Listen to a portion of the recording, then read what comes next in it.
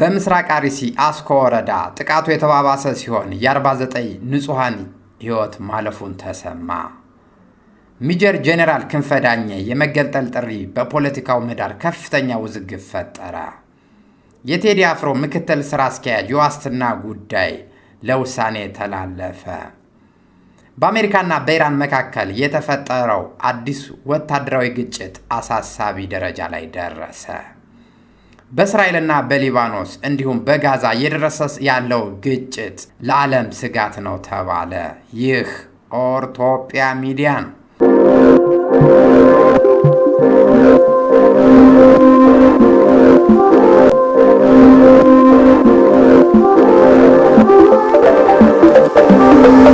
ሰላም ጤና ይስጥልን ክቡራንና ክቡራት የኦርቶፒያ ሚዲያ ተከታታዮች፣ በየዕለቱ ትኩስና ወቅታዊ ዓለም አቀፍ የፖለቲካና ቢዝነስ ፈጠራና ቴክኖሎጂ፣ ሃይማኖታዊ ኩነቶችን፣ መዝናኛ እንዲሁም ታሪካዊ ክንዋኔዎችንና ዜናዎችን እናቀርባለን።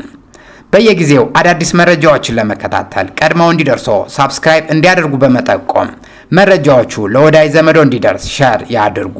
ቪዲዮውንም ላይክ እንዲሁም መጋቢ አስተያየቶን እንዲያስቀምጡልን በማለት ዛሬ በኢትዮጵያ ምድር እየተካሄደ ስላለው ዘግናኝ እልቂት፣ በሕግ አደባባይ እየታየ ስላለው የዋስትና ክርክር እንዲሁም በሀገሪቱ የፖለቲካ ምህዳር ውስጥ አነጋጋሪ ሆኖ የቀጠለው የጄኔራሉ ንግግር በዝርዝር እንመለከታለን።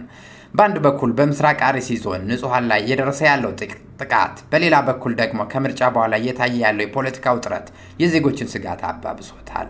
በአሜሪካና በኢራን መካከል ስለተፈጠረው አዲስ ወታደራዊ ግጭት፣ በእስራኤልና በሊባኖስ ስላለው ተለዋዋጭ ሁኔታ እንዲሁም በጋዛ እየደረሰ ስላለው የሳይበር ጥቃት ሰፊ ዘገባ እናቀርባለን። እንደ ሁልጊዜው እስከ መጨረሻው አብራችሁን ቆዩ። በኢትዮጵያ ምድር እየተካሄደ ስላለው ዘግናኝ እልቂት በኦሮሚያ ክልል ምስራቅ አርሲ ዞን አስኮ ወረዳና አካባቢው የኦርቶዶክስ እምነት ተከታዮችን ላይ ያነጣጠረ መጠነ ሰፊ ጥቃት ተፈጽሟል። የሟች ቁጥርም በየሰዓቱ እየጨመረ ሲሆን የነዋሪዎች እንባ እና የእርዳታ ጥሪ የመላው ኢትዮጵያውያን ስጋት ሆኗል። ከትናንት በስቲያ ጀምሮ በአስኮ ወረዳ የተፈጸመው ጥቃት በታጣቂዎች የተቀነባበረና የከፋ ጉዳት ያስከተለ ነው። እንደ አካባቢው ነዋሪዎች ገለጻ ከሆነ ከመርቲ ከፈንታሌና ከከሩያ የተሰበሰቡ ወደ 3000 የሚጠጉ ታጣቂዎች ቢዮ ቀበሌን፣ ጠልታ ገብርኤልንና ኩፍቴን ጨምሮ በርካታ አካባቢዎችን ከቦታ ቦታ በመዘዋወር እልቂት እየፈጸሙ ይገኛል። እስካሁን ባለው መረጃ መሰረት ቢያንስ የ49 ንጹሃን ዜጎች ሕይወት ያለፈ ሲሆን ከ280 በላይ ሰዎች ደግሞ የደረሱበት ሳይታወቅ ቀርቷል። ከ200 በላይ መኖሪያ ቤቶችና የ101 ዓመት ዕድሜ ያስቆጠረው ቤተ ክርስቲያን መቃጠሉንም ተሰምቷል። ብፁዕ አቡነ ኤልሳ የአርሲና የሶማሌ ክልል ሀገረ ስብከት ሊቀ ጳጳስ ይህንን አሳዛኝ ክስተት በማረጋገጥ ጥልቅ ሐዘናቸውን ገልጸዋል። የሚያሳዝነውና ጥያቄ የሚያስነሳው ጉዳይ የዜጎች ደህንነት ሊጠበቅ ባለመቻሉ ነው። ነዋሪዎች እስካሁን አንድም የመንግስት ጸጥታ ኃይል ወደ ስፍራው አልደረሰም ሲሉ በለቅሶ ይናገራሉ። የመከላከያ የፖሊስና የሚሊሻ ኃይሎች በቦታው አለመኖራቸው ጥቃቱን ለቀናት እንዲቀጥል መንገድ ከፍቷል ነው የተባለው። የሄዴፓ ዋና ጸሐፊ ወይዘሮ ሚስጥረ ስላሴ ጥቃቱ ማንነትን መሰረት ያደረገ መሆኑን በመግለጽ መንግስት በዝምታ መመልከት እንደሌለበት አሳስበዋል። በተለይ ይህ አካባቢ የከንቲባ አዳነች አቤቤ የትውልድ ስፍራ መሆኑን የሚያስታውሱ ነዋሪዎች ባለስልጣናት ቢያንስ ድርጊቱን ለማውገዝና ህዝቡን ለማጽናናት አለመቻላቸው እጅጉን እንዳሳዘናቸው እየገለጹ ነው። በዚህ ችግር ሰዓት ለነፍሳቸው ያደሩ እረኞች አጠናል የሚል የህዝብ ቁጭት ይሰማል። ከፖለቲካው ይልቅ ለህዝብ ድምፅ የሚቆሙ አባቶች እንደሚያስፈልጉ ምዕመናኑ በምሬት ይናገራሉ። ሚዲያዎቹም ቢሆን እውነታውን መዘገባቸው ከሁሉም ወገን ጫና እንደሚደርስባቸውና ሁኔታው አደገኛ እንደሆነ እየተነገረ ነው። ዜጎች ኤሎሄ ኤሎሄ እያሉ አምላካቸውን ከመማጸን ውጭ አማራጭ እንዳጡም በሰቆቃ ይናገራሉ። የሰማዕታቱ ደም ዋጋ አለው፣ የንጹሃን እልቂት ግን ተቀባይነት የለውም። መንግስት የጸጥታ መዋቅሩን በአፋጣኝ ወደ ስፍራው በመላክ የዜጎችን ህይወት የመታደግና የጥቃቱን ቀጣይነት የማስቆም ህገ መንግስታዊ ግዴታውን ሊወጣ ይገባል። የሟቾች ቤተሰቦች መጽናናት እንመኛለን። ለዚህ አሳዛኝ ክስተት መፍትሄ ይገኝ ዘንድ የሁላችን ጥሪ ነው። ወደ ህግ ጉዳይ ስናመራ በህግ አደባባይ እየታየ ስላለው የድምፃዊ ቴዎድሮስ ካሳሁን ወይም ቴዲ አፍሮ ምክትል ስራ አስኪያጅ ማህሌት ወይም ሀና ሰለሞንን ጨምሮ በ4 ተጠርጣሪዎች ላይ የፌዴራል ጠቅላይ ፍርድ ቤት ብይን ለመስጠት ቀጠሮ ይዞ ነበር። ጉዳዩ የተጀመረው ተጠርጣሪዎች በዋስትና እንዲለቀቁ የፌዴራል ከፍተኛ ፍርድ ቤት ውሳኔ ማስተላለፉን ተከትሎ ተከትሎ ነው።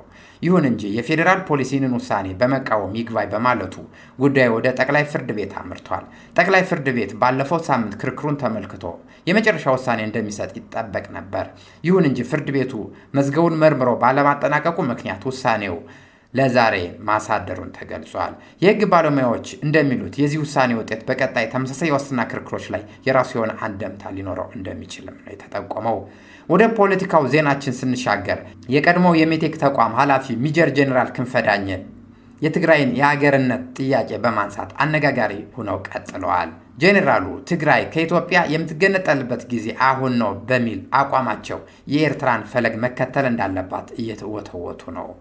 ቀደም ሲል በኢኮኖሚው ወንጀል ተጠርጥረው ታስረው የነበሩትና በወቅቱ የነበራቸው ንግግሮች ይታወሱ የነበሩት ጄኔራሉ አሁን ላይ ትግራይ ከኢትዮጵያ ጋር የሚያገናኛት ምንም ነገር የለም በማለት እየተናገሩ ይገኛል። የጄኔራሉ ይህ ጥሪ በብዙዎች ዘንድ ከፍተኛ ትችት እየቀረበበት ነው። አንዳንዶች ይህን አቋም አሳዛኝ እንደሆነ ሲገልጹ፣ ሌሎች ደግሞ የትግራይ ሕዝብ በኢትዮጵያ ግንባታ ውስጥ የነበረውን ሚና የሚንቅ ነው ሲሉ ይሞግቱታል።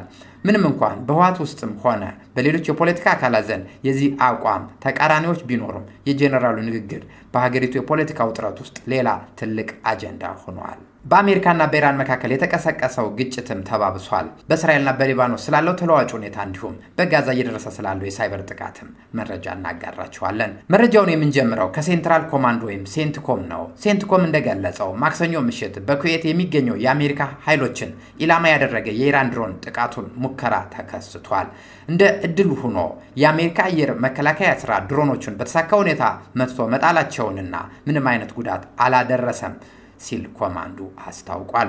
ግጭቱ በዚህ ብቻ አላቆመም። ሴንትኮም በኩዌትና በባህሬን ላይ የተሰነዘሩ ሚሳኤሎችን መመከቱን ገልጾ ለዚህ ምላሽ በኢራን ቁጥጥር ስር በምትገኘው ቄሽም ደሴት ላይ ራሱን የመከላከል ጥቃት መፈጸሙን አረጋግጧል። በሌላ በኩል የኢራኑ እስላማዊ አብዮት ጥበቃ ኮርፖሬሽን በአካባቢ የሚገኙ የአሜሪካ ሰፈሮች ላይ አጻፋዊ እርምጃ መውሰዱን በታንሴኔም ዜና ወኪል በኩል አረጋግጧል። ሁለቱም ወገኖች በንግግር የተፈታ ነው ቢሉም ውጊያው ግን አንዱ ሌላውን የተፈታተነ ይገኛል። ወደ እስራኤልና ሊባኖስ ሁኔታ ስንሸጋገር ደግሞ ሁኔታው ግራ የሚያጋባ ሆኗል። የአሜሪካው ፕሬዝዳንት ዶናልድ ትራምፕ በእስራኤልና በሂዝቡላህ መካከል የተኩስ አቁም ስምምነት መድረሱን ቢገልጹም በምድር ላይ ያለው እውነታ ግን የተለየ ሆኗል። ማክሰኞ ዕለት እስራኤል በደቡባዊ ሊባኖስ ጥቃቷን የቀጠለች ሲሆን በጤሮስ ከተማ በተፈጸመ የአየር ድብደባ በርካቶች ተገድለዋል። ሆስፒታሎችም ለከባድ ጉዳት ተዳርገዋል። የሊባኖስ ጤና ጥበቃ ሚኒስቴር እንደገለጸው ከመጋቢት 2 ወዲህ ብቻ ከ3400 በላይ ሰዎች ሕይወታቸውን አጥተዋል። ምንም እንኳን እስራኤል ቤሩትን ከመምታት ብትቆጠብም በደቡብ ሊባኖስ የሚደረገው ግጭት መረጋጋት አቅቶታል። በሌላ በኩል በሰብአዊ እርዳታ ዘርፍ ላይ የተፈጠረው አሳሳቢ ሁኔታ እናጋራችኋለን። የዓለም ምግብ ፕሮግራም በጋዛ በሚገኙ 600,000 ፍልስጤም ቤተሰቦች የግል መረጃ በሳይበር ጥቃት መጋለጡን ይፋ አድርገዋል። ስም፣ መታወቂያና ስልክ ቁጥር ጨምሮ የተዘረፈው ይህ መረጃ ለደህንነት ስጋት መሆኑን የተነገረ ነው። በተመሳሳይ ፍልስጤማዊት አሜሪካዊቷ አክቲቪስት ሊንዳ ሳርሱር እስራኤል ባላት የፖለቲካ አቋም ምክንያት ፍልስጤምን እንዳትጎበኝ መከልከሏን አስታውቀዋለች። ይህ ድርጊት በአሜሪካና እስላማዊ ግንኙነት ምክር ቤት በኩል ከፍተኛ ኩነና ደርሶበታል። በመጨረሻም በኢትዮጵያ የፖለቲካ ምህዳር ውስጥ ከፍተኛ መነጋገሪያ የሆነው ምርጫና ተያያዥ ክንውኖችን የአገሪቱን የፖለቲካ ውጥረት አባብሷታል። በአንድ በኩል ምርጫው መካሄዱን፣ በሌላ በኩል ደግሞ ተቃዋሚ ፓርቲዎችና የተወሰኑ የማህበረሰብ ክፍሎች ሂደቱን በከፍተኛ ሁኔታ እየተቹ መገኘታቸው የፖለቲካ ምህዳሩን አጠግሮታል። በቅድሚያ ወደምናልፈው መረጃ ስናመራ በመላ ሀገሪቱ ምርጫው የተካሄደ ሲሆን የኢትዮጵያ ብሔራዊ ምርጫ ቦርድ የምርጫ ሂደቱን ለማጠናቀቅ እየሰራ ነው። ይሁንና ሂደቱን በተቃውሞ የታጀበ ነው። ፕሮፌሰር መራራ ጉዲና ጨምሮ በርካታ ታዋቂ ፓርቲ አመራሮች ምርጫው ዲሞክራሲ ስርዓት ግንባታ ሳይሆን የፓርላማ ወንበር ለማግኘት የሚደረግ ድራማ ነው ሲሉ ይተቻሉ። የገዢው ፓርቲ ተወዳዳሪዎች በምርጫ ጣቢያዎች አብላጫ ድምፅ እያገኙ መሆኑን የሚጠቁሙ ጊዜያዊ መረጃዎች እየወጡ ሲሆን ለምሳሌ በበሻ ምርጫ ጣቢያ ጠቅላይ ሚኒስትር አብይ አህመድ ከፍተኛ ድምፅ በማግኘታቸውን ተዘግቧል። በሌላ በኩል ምርጫው በሰላም እንዲጠናቀቅ በሚደረግበት ጥረት ወቅት በአደጋ ህይወታቸው ያለፈው የምርጫ አስፈጻሚዎች መኖራቸውን ምርጫው ቦርዱ በሐዘን ገልጿል። በጸጥታው ረገድ ያለው ሁኔታ ደግሞ አሳሳቢ ሆኖ ቀጥሏል። በአማራና በኦሮሚያ ክልል መንገዶች መዘጋታቸው፣ የትራንስፖርት እንቅስቃሴና አቅርቦት በእጅጉን መቆሙ፣ የፋኖ ኃይሎችና የኦሮሞ ነጻነት ሰራዊት በተለያዩ አካባቢዎች የራሳቸውን የጉዞ ገደብ መጣላቸውን ተከትሎ በመንግስት ኃይሎችና በእነዚህ ቡድኖች መካከል ግጭት እየተከሰተ መሆኑን ተሰምቷል። ይህ መላውን ህዝብ ለከፍተኛ ችግር እንዲዳረግ አድርጎታል ነው የተባለው። ከምርጫ በኋላ የሚመጣው የኢኮኖሚ ጫና የህዝቡ ስጋት አባብሶታል። በተለይ ዓለም አቀፍ ተቋማት የሚሰጡት ትዕዛዝና የነዳጅ ድጎማ መቆም በህዝብ ላይ የኑሮ ውድነት በብዙ እጥፍ እንዲጨምርም እየተደረገ ነው። አንዳንድ ተንታኞች እንደሚሉት በኢትዮጵያ ከምርጫ በኋላ የኢኮኖሚ ጫና ምክንያት 3 አስቸጋሪ አማራጮችን ሊገጥሙት ይችላል ነው የተባለው። እነሱም መሰደድ፣ በረሃብ መጎዳት ወይም ደግሞ ለነጻነት መታገል ናቸው። መንግስት በበኩሉ አስቸጋሪ ሁኔታ ውስጥ የሚያልፈውን ህዝብ ጥረት ያደንቃል ሲሉ ነው የተደመጡት። ዓለም አቀፍ መገናኛ ብዙሃን እንደ ዘ ኢኮኖሚስት፣ አልጀዚራ እና ቢቢሲ ያሉ ተቋማት በኢትዮጵያ ስላለው ወቅታዊ ሁኔታ ሰፊ ዘገባዎችን እያቀረቡ ነው።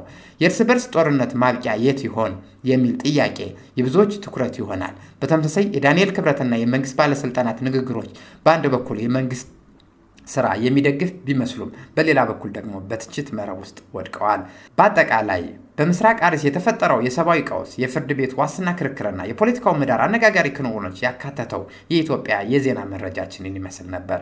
እነዚህ ክስተቶች የሀገራችን ወቅታዊ ሁኔታ አሳሳቢነት የሚገልጹ ሲሆኑ የንጹሐን ሰማዕታት ቤተሰቦች መጽናናት እየተመኘን እንደ ህዝብ አንድነት የምንጸናበት ሰላማዊ ጊዜ እንዲሆን እንመኛለን።